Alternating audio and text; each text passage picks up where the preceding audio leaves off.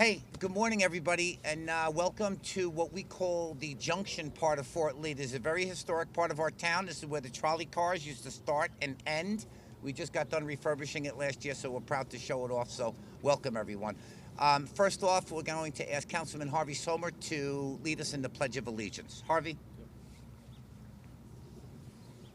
I pledge allegiance to the flag of the United States of America and to the republic for which it stands, one nation, under God, indivisible, with liberty and justice for all. Thank you. Thank you, Harvey. Just a few introductions. We're here with our Assemblywoman from District 37, Shama Hayter. Thank you, Shama. And of course, you just saw Harvey Sommer, our councilman here in the borough of Fort Lee, and we're going to hear from Congressman Josh Gottheimer in 1 second. Josh is here to talk about the ever-increasing costs of utility prices here in the state of New Jersey. He'll review the percentages. There was a 16% percentage last year, another increase scheduled for the upcoming months, and it's just too expensive to live in New Jersey, especially with these ever-increasing utility costs. No secret that we're here at a PSE&G power station, and it's the appropriate spot for this press conference. So without any further ado, Fort Lee welcomes, the state welcomes, we all welcome Congressman Josh Gottheimer. Congressman? Thank you so much. And before further ado, I want to do to our Assemblywoman and bring her up here, and Assemblywoman Hayter to make a few remarks. Thank you so much, Assemblywoman, and thank you, Mayor. Thank you, Congressman. Good morning. Thank you for all being here. I want to take a moment to talk about something affecting families in New Jersey, the soaring cost of our utility bills. Over the past year, rate increases have made it harder and harder for people to keep up.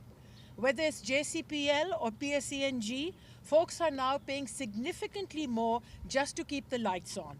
And unfortunately, it's only expected to get worse this summer. All of this is happening while families are already struggling with rising costs of groceries, housing, and childcare. What's even more frustrating is that these increases didn't have to happen. The power grid operator PJM stalled dozens of clean energy projects that could have helped increase supply and lower costs. Everything from solar and battery storage to offshore wind. Instead, their inaction has led to billions in extra costs, and now they're trying to pass that on to New Jersey consumers. At the same time, our state's regulatory board has signed off on one rate hike after another, with little regard of how it impacts the people they're supposed to protect. I believe we need to put families first, and I want to thank Congressman Gottheimer for always being in the lead looking after New Jersey families.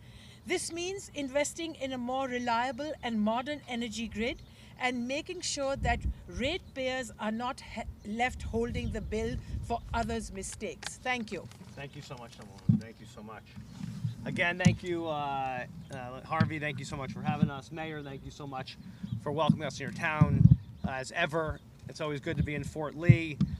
Before I talk about the main reason we're here, I do want to offer my deepest sympathies to the Catholic community here in New Jersey and around the world. Throughout his life, Pope Francis consistently reminded us of the importance of kindness and empathy, values that go beyond faith, country, or politics. He led with both heart and deep conviction.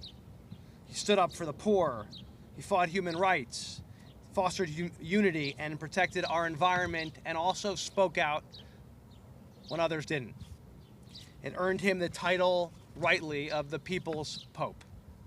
So my prayers are with the Catholic community again here in New Jersey, in the United States, and around the world as we honor his legacy. His life reminds us to never stop fighting for our families, to live in a better world, to not be afraid to push the boundaries. And that's exactly what I know we will honor in his memory. To bring up a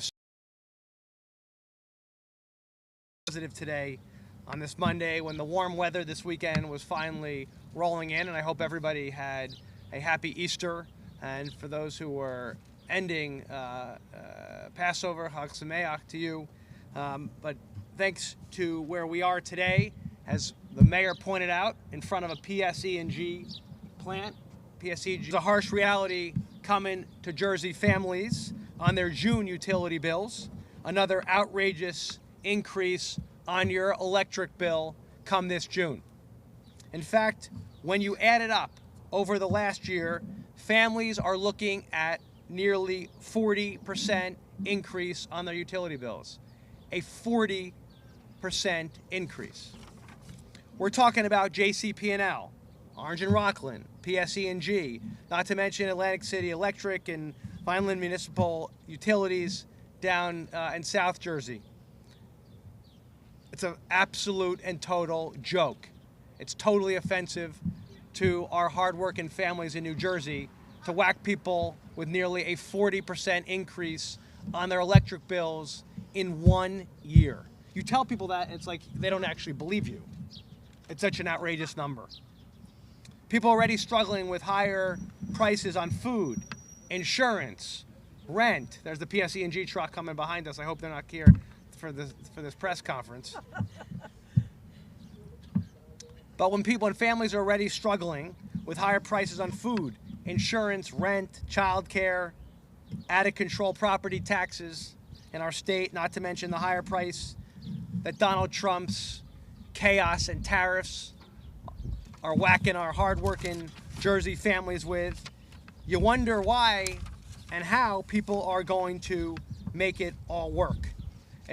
Trump's tariffs are wreaking havoc on everything from coffee to clothing to cars.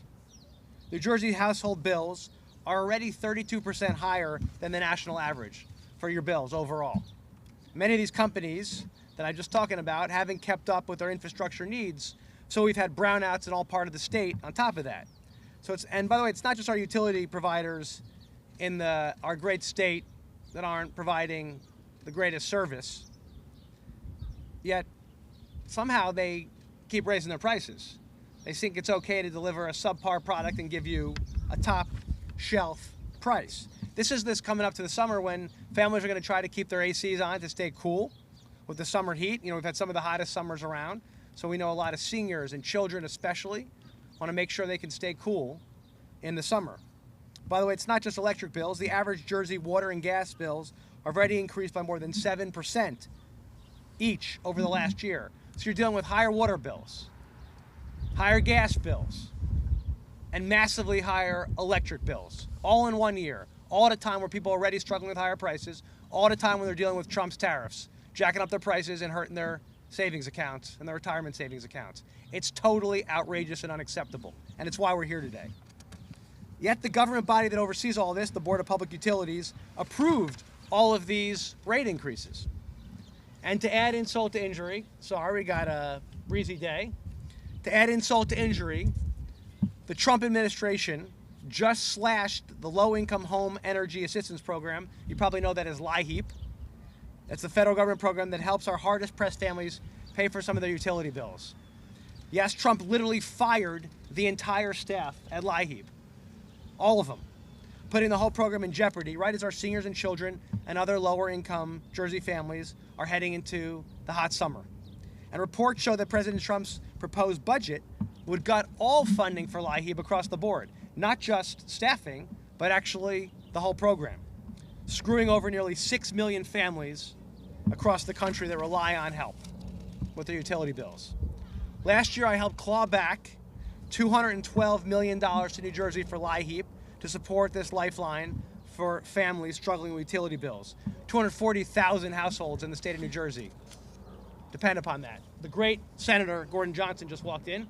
How are you, Senator? Congressman, thanks for Good to see you, man. Thanks for the fight. Thanks.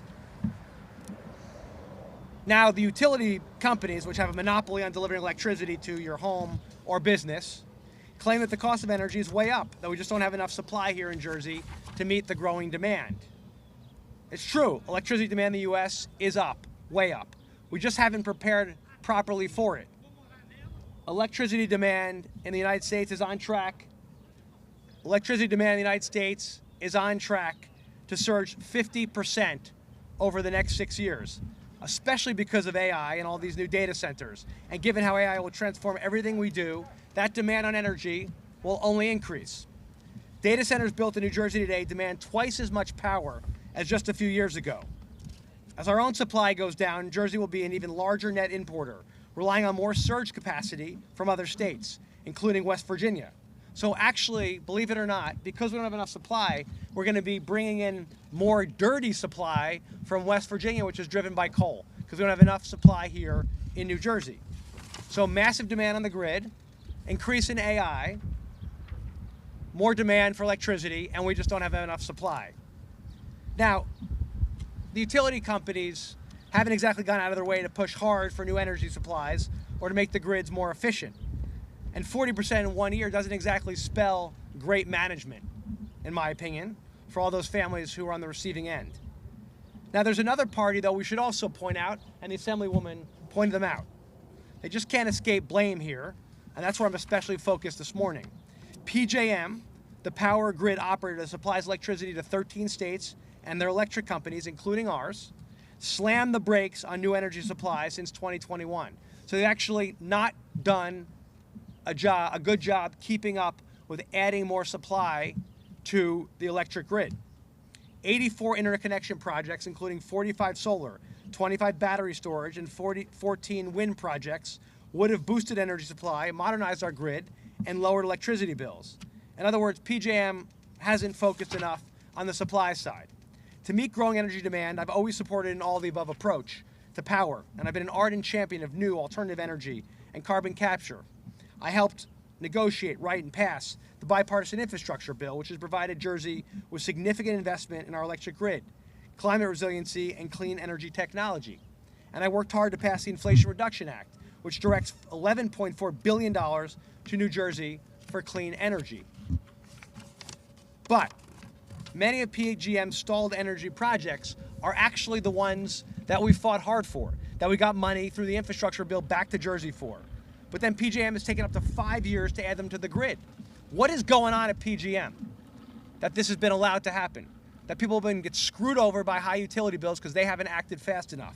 Instead of bringing them online to lower bills for Jersey families, PJM has just sat on their hands. Why? Because why have they been so woefully mismanaged, using an outdated system for processing projects to upgrade the grid? It's no surprise PJM earned a D- for interconnection, the worst grade of any grid operator in the United States, according to the Advanced Energy United scorecard, a D-. And that's what we're relying on to get more supply to Jersey to get our costs down. These delays forced a $12.5 billion increase in auction costs this year, and now they're trying to stick it to Jersey families with a bill for $14.7 billion in total new costs. Not only is this unacceptable, but as Governor Murphy rightly said last week, PJM created a cost crisis that was, quote, foreseeable and preventable. It's just not right. And with Jersey families already getting crushed by higher costs, we must do everything to fight them to get the cost down. That's why today I'm announcing new action to fight back against higher utility bills and defend Jersey families from these relentless attacks on their pocketbooks. My plan to lower utility bills will ensure that just as temperatures are heating up, so is my fight for affordability. First, as I mentioned, I help secure critical clean energy investments to increase our energy supply and lower costs. Yet PJM, the regional grid operator, has continued to fail spectacularly. Instead of expanding capacity, they failed to improve the grid and to increase energy supply to keep up with increasing demand. And now utility bills are way up as a result. So I'm joining the state and calling on the Federal Energy Regulatory Commission, or FERC, to immediately investigate PJM for skyrocketing costs by overpaying at auction. I'm writing to the head of FERC and demanding action. Jersey families should have to pay the price of PJM's jaw-dropping incompetence. I'm fighting to ensure they won't have to. Second, I'm calling on New Jersey's utility companies, including PSE&G. We're calling on these utility companies to reverse their price increases. You cannot give people a 40% increase on their utility bills in 1 year. It's insane. It's unacceptable. And they got to reverse it now. Jersey families cannot afford these prices. With food and clothing and insurance and childcare and Trump's tariffs, as I mentioned, it's too much.